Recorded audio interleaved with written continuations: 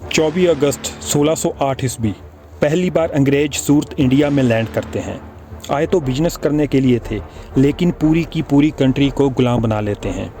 भारत जिसे कि सोने की चिड़िया कहा जाता था, उसे लूटते हैं, लोगों को गुलाम बनाकर उन पर जुल्म करते हैं।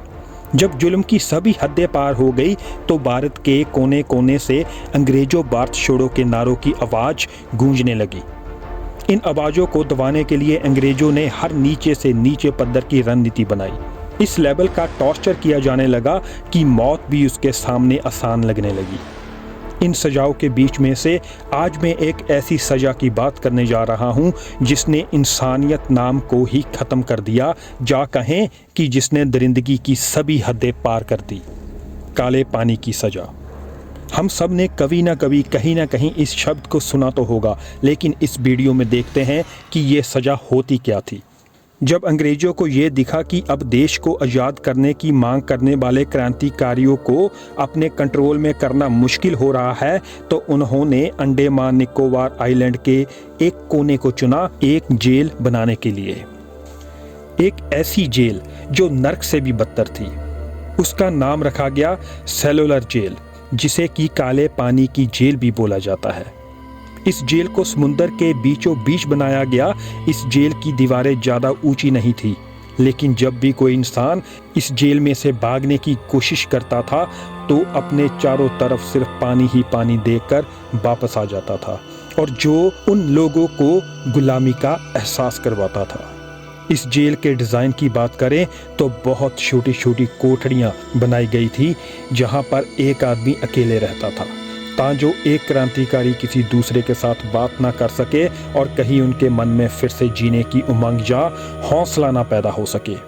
एक ही बर्तन दिया जाता था जिसे खाने और टॉयलेट के लिए यूज़ किया जाता था। पहनने को ऐसे कपड़े दिए जाते थे कि धीरे धीरे आपकी स्किन उतार देते थे। कोई मेडिकल सहूलत नहीं थी। पानी और खाने के नाम पे गंद परोसा जाता था, जहां आने के बाद कोई भी आदमी बहुत जल्द किसी न किसी बीमारी का शिकार हो जाता था।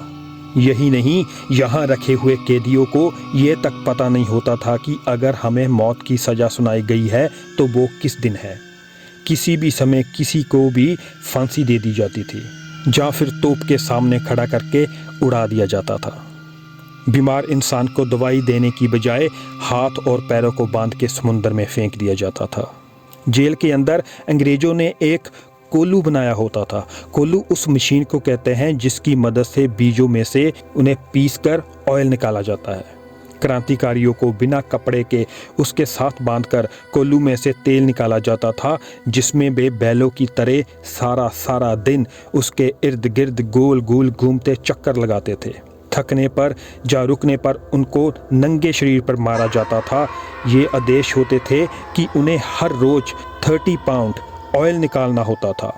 दिन के आखिर में उसे मापा जाता था, और अगर वो तेल कम होता था तो उन्हें फिर से टॉर्चर किया जाता था, भूखा रखा जाता था, मारा जाता था। ज़्यादातर कैदी तो अपना दिमागी संतुलन ही खो बैठे, और बहुत सारों ने तो वहाँ पे सुसाइड किया। ये जेल अंडमान निकोबार में आज भी मौजूद है, जो कि एक टूरिस्ट प्लेस बन चुकी है। आज इस जेल की दीवारों पर उन वीर शहीदों की फ़ोटोज़ लगी हुई हैं जो वहाँ पे शहीद हुए थे। क्रांतिकारियों को टॉर्चर करने में यूज होने वाली चीजें और फांसी के फंदे, लोहे की बेड़ियां आज भी वहां पे रखी हुई हैं। इस वीडियो के आखिर में मैं हर एक भारतीय को एक निवेदन करना चाहता हूं, अगर जिंदगी में कभी भी आपको मौका मिले तो इस जेल में एक बार जाके जरूर आना। ये आपको आपकी आज़ादी का एहसास करवाएगा। धन्यवाद।